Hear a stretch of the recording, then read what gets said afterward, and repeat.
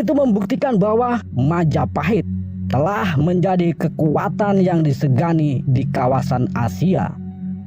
Menyatukan wilayah-wilayah di Nusantara tidak cukup dengan mengandalkan kekuatan militer saja, namun diperlukan juga keahlian seni dalam berdiplomasi.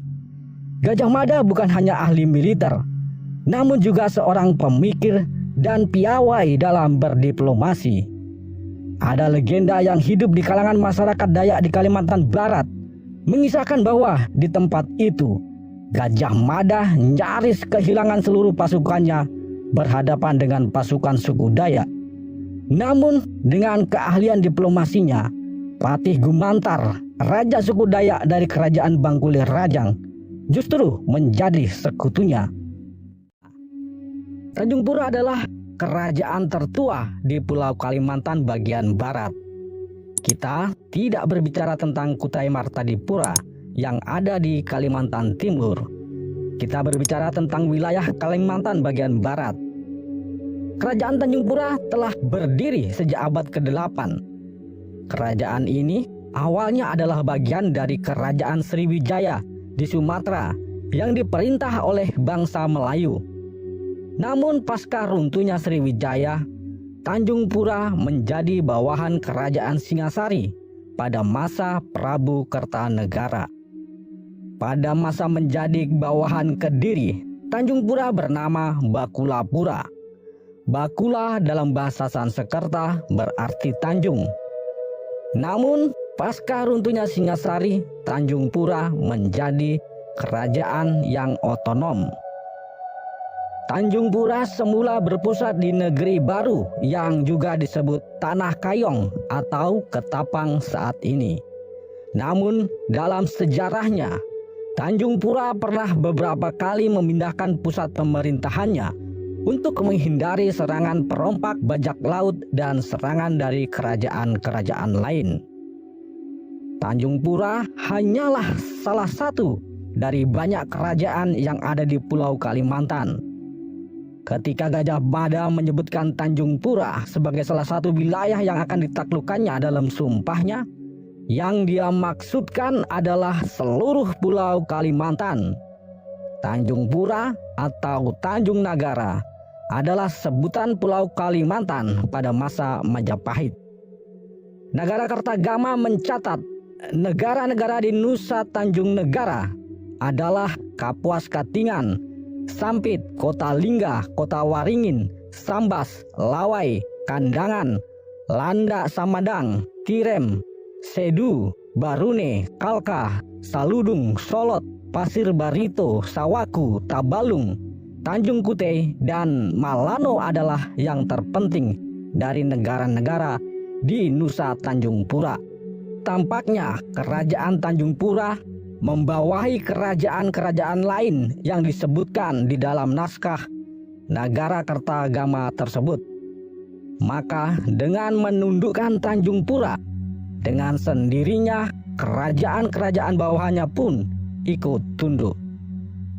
Ada dua kerajaan suku Dayak yang tidak tercatat di dalam Negara Kertagama, yakni Kerajaan Nansarunai di Amuntai, Kalimantan Selatan, dan Kerajaan Bahanapura di Mempawah, Kalimantan Barat.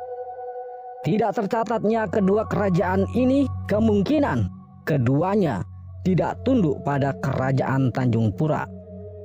Video ini akan menyorot riwayat kedua kerajaan tersebut ketika berinteraksi dengan pasukan Majapahit.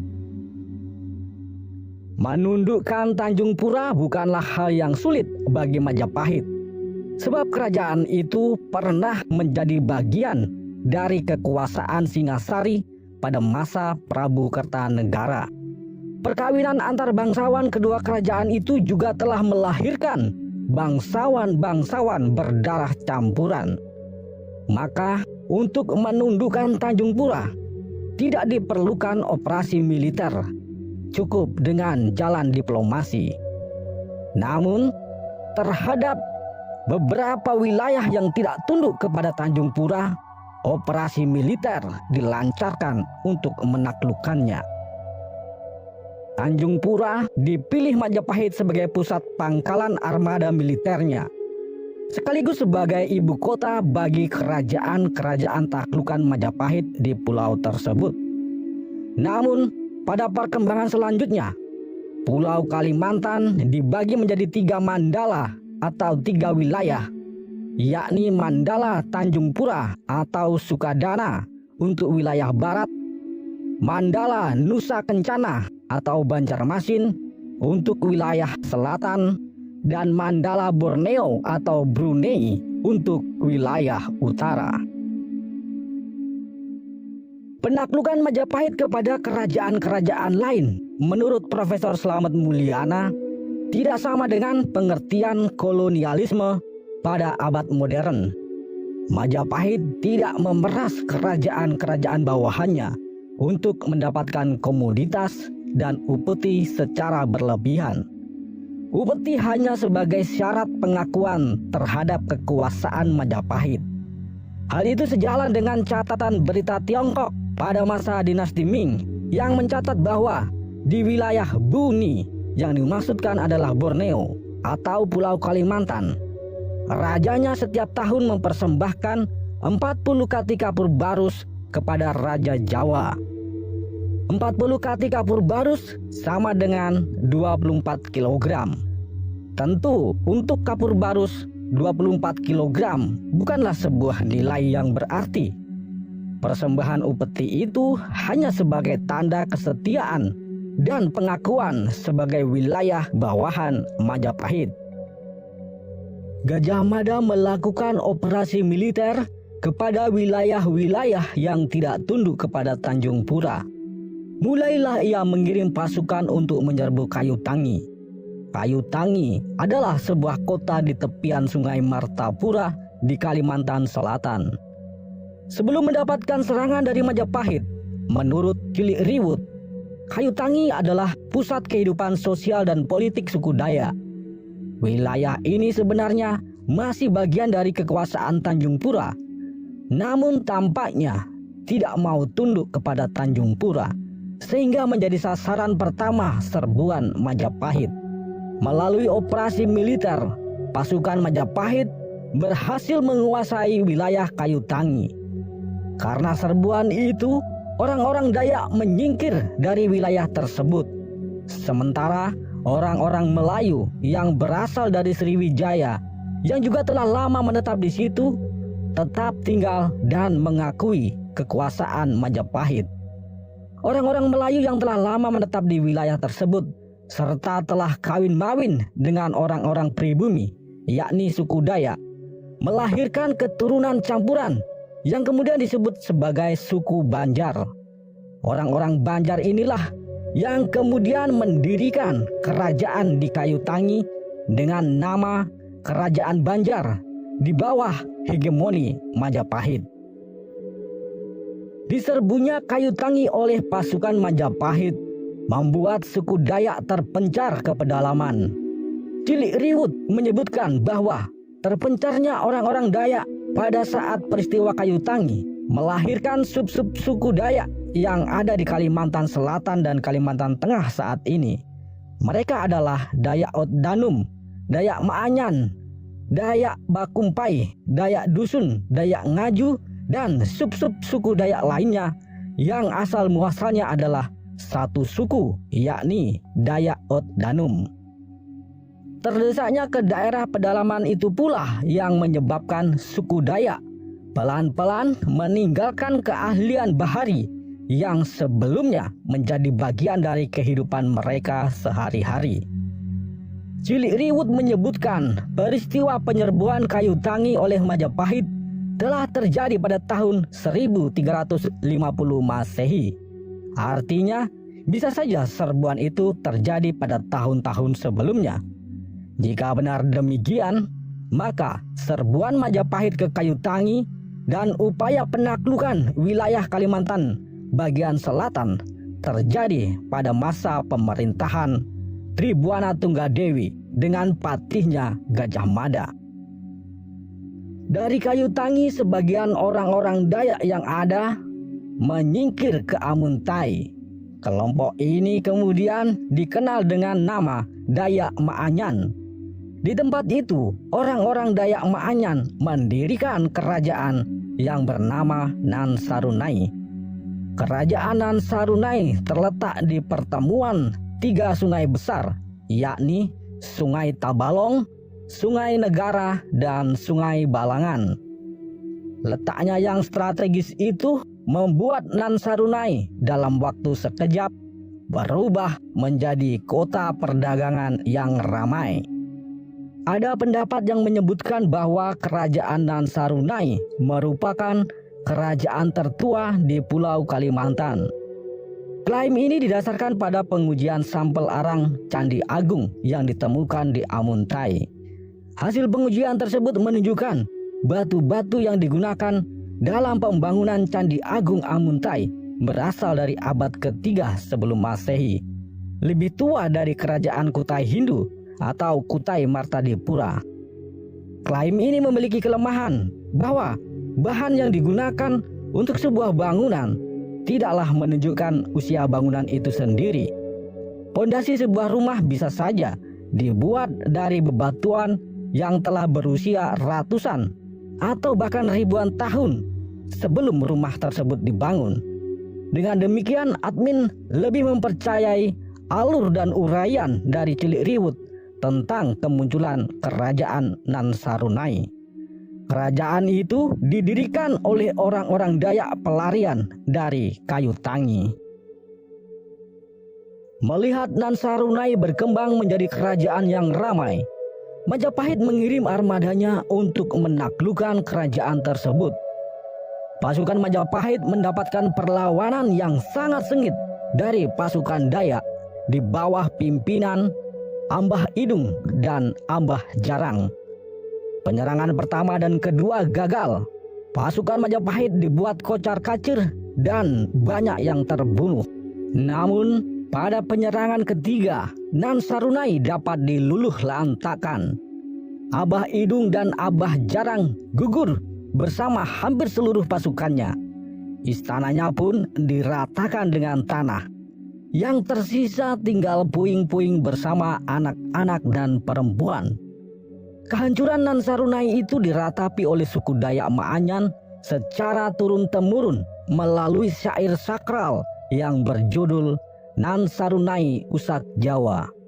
Makna harafiah dari Nan Sarunai Usak Jawa adalah Nan Sarunai dirusak Jawa. Dalam hal ini adalah Majapahit. Syair ini adalah sebuah syair yang mengungkapkan kepedihan dan kesedihan yang amat dalam dari suku Dayak Maanyan.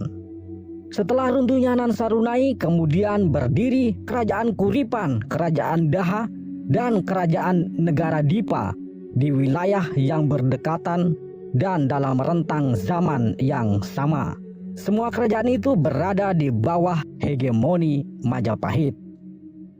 Cilik Riwut menyebutkan bahwa pada tahun 1350 Masehi, Majapahit telah menaklukkan sejumlah kerajaan di Pulau Kalimantan bagian selatan, yakni Kota Waringin, Sampit, Sungai Barito, Munir atau Pulau Laut, Sawaku atau Sebuku, Tabalong, Pasir, Tanjung Kute, Muara Kaman, dan Berau.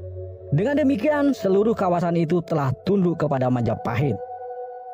Jika di Kalimantan Selatan, kita sudah bahas bagaimana Gajah Mada bersama pasukannya menaklukkan Kayu Tangi melalui operasi militer. Kemudian dilanjutkan penyerbuan terhadap Nan Sarunai. Di Kalimantan Barat ada sebuah kerajaan kecil milik suku Dayak, yakni Kerajaan Bahanapura yang tidak tunduk kepada Tanjung Pura. Bahanapura terletak di wilayah Mempawah saat ini. Kerajaan Bahanapura tidak meninggalkan informasi dalam bentuk tulisan.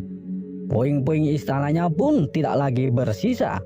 Namun kisah tentang keberadaan kerajaan ini dituturkan secara turun-temurun di kalangan suku Dayak Bakati dan Dayak Kanayan di Kalimantan Barat. Kerajaan ini pula yang dipercaya menjadi cikal bakal bagi Kesultanan Mempawah di kemudian hari.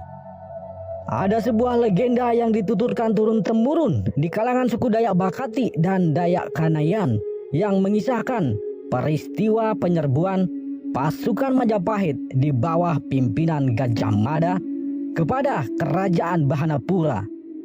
Peristiwa itu terjadi pada masa pemerintahan Raja Arya Magat yang diperkirakan terjadi antara tahun 1340 hingga tahun 1360 Masehi. Konon, ketika armada pasukan Gajah Mada bersandar di pelabuhan Pontianak, prajurit sandi dari Bahanapura mengetahuinya. Prajurit itu melaporkan kepada Baginda Raja Arya Magat bahwa armada pasukan Majapahit telah bersiap untuk menyerang Bahanapura. Mendengar hal itu, Raja Arya Magat menghimpun seluruh pasukannya. Arya Magat melakukan ritual mangkok merah dan mengedarkan mangkok itu kepada kepala-kepala suku Dayak Kanayan, Dayak Bakati, Dayak Rara, dan Dayak Banyadu. Mendapatkan mangkok merah dari Raja Arya Magat, sub-sub suku Dayak itu bersatu memperkuat pasukan Bahanapura. Begitu armada Majapahit mendarat melalui Sungai Mempawah dan bergerak menuju kota raja, teriakan dan pekikan misterius bersahut-sahutan dari balik hutan. Pasukan suku Dayak tidak hanya mengerahkan prajurit manusia, tetapi juga arwah para leluhur mereka yang juga ikut berperang. Pasukan arwah itu disebut Kamang Tariu dan Kamang Layo. Kamang Tariu bertugas merasuki prajurit-prajurit Dayak sehingga keberanian dan kemampuan tempurnya menjadi berlipat-lipat. Sedangkan Kamang Layo bertugas merasuki pasukan musuh sehingga menjadi lemas lunglai dan gemetaran kehilangan nyali. Pasukan Majapahit yang terkenal pemberani itu pun menjadi kehilangan nyali. Banyak dari antara mereka tiba-tiba pingsan secara misterius, sementara yang tersisa menjadi gemetaran dan pucat pasi. Gajah Mada kebingungan menghadapi situasi itu. Meskipun dalam keadaan bingung, Gajah Mada tidak pernah panik. Dia mencoba berpikir tenang dan mencari siasat untuk bisa lepas dari cengkeraman pasukan hantu dari suku Dayak yang disebut Kamang Layo. Gajah Mada mengatakan kepada pasukan Bahanapura yang mengepungnya bahwa kedatangannya ke Bahanapura bukan untuk berperang, melainkan untuk mencari sekutu. Gajah Mada meminta izin untuk diperkenankan menghadap Raja Arya Magat. Setelah pesan Gajah Mada itu disampaikan kepada Arya Magat, Raja Bahanapura itu mengizinkan Gajah Mada untuk menemui dirinya. Ketika Gajah Mada menghadap Arya Magat, ia mengatakan bahwa kedatangannya bukan untuk berperang, melainkan untuk mencari sekutu dalam menghadapi ancaman serangan dari Kekaisaran Mongol. Majapahit menghimpun seluruh kerajaan di Nusantara bukan untuk mencari kekayaan, melainkan untuk menghimpun kekuatan. Gajah Mada mengajak Arya Magat untuk menjadi sekutu Majapahit. Tujuannya adalah untuk bersama-sama menghadapi serangan dari pasukan Mongol jika datang sewaktu-waktu. Mendengar penjelasan dari Gajah Mada itu, Raja Arya Magat setuju untuk bersekutu dengan Majapahit. Arya Magat memerintahkan para dukun untuk memulihkan pasukan Majapahit yang berada dalam cengkeraman pasukan arwah Kamang Layo. Setelah para dukun melakukan ritual untuk memanggil pulang arwah-arwah Kamang Layo, semua pasukan Majapahit pulih kembali seperti sedia kala. Tak ada satupun prajurit Majapahit yang mati di tempat itu. Melihat hal itu, Gajah Mada menjadi takjub. Gajah Mada kemudian meminta bantuan pasukan kepada Arya Magat untuk memperkuat pasukannya dalam menaklukkan Sarawak. Kemudian dilanjutkan penaklukan Thailand untuk dijadikan pangkalan militer menghadang ancaman pasukan Mongol. Ada versi yang menyebutkan bahwa Arya Magat kemudian pergi bersama Gajah Mada menaklukkan Brunei dan Thailand. Namun versi lainnya mengatakan bahwa Arya Maga tidak pergi bersama Gajah Mada, namun memberikan bantuan pasukan kepadanya. Sebagai bukti persekutuan dan perdamaian antara Arya Magat dengan Gajah Mada menghadiahi sebilah keris yang bernama keris Susuhunan kepada Arya Magat. Keris itu konon hingga kini masih disimpan oleh keturunan Arya Magat. Sepeninggal Gajah Mada dan pasukannya, Kerajaan Bahanapura berganti nama menjadi Kerajaan Bangkule Rajang, yang artinya nyawa raja. Raja Arya Magat juga mendapatkan julukan baru, yaitu Patih Gumantar, yang artinya dia yang telah membuat gemetar Patih Gajah Mada. Kisah tentang Patih Gumantar alias Arya Magat kemudian tersiar di kalangan kerajaan-kerajaan dan rumpun-rumpun suku Dayak lainnya. Ketika itu, tradisi ngayau atau berburu kepala masih sangat umum di kalangan suku-suku Dayak. Ngayau atau berburu kepala manusia mempunyai banyak tujuan. Namun yang paling umum adalah untuk menunjukkan superioritas dan pengakuan bagi seorang ksatria Dayak. Semakin perkasa korban yang berhasil dikayau, pengayaunya akan semakin disegani. Maka yang paling menjadi sasaran kayau adalah para panglima perang, kepala suku maupun raja. Nasib tragis menimpa Patih Gumantar.